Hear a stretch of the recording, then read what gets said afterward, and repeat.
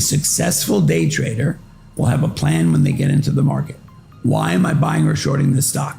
Okay, they're going to put a stop order on every order they enter and never move that stop order if it comes toward them.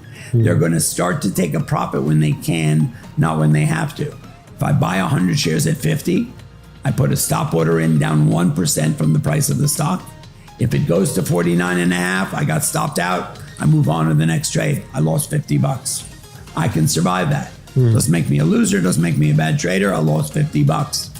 If it goes to 50 and a half, I sell half my position. I raise my stop order to break even. Now I just made $50 and I cannot lose money on that trade. That psychology, that confidence of having made money and not be able to lose money is the most wonderful thing in the world. That confidence, that new rearrangement of your mind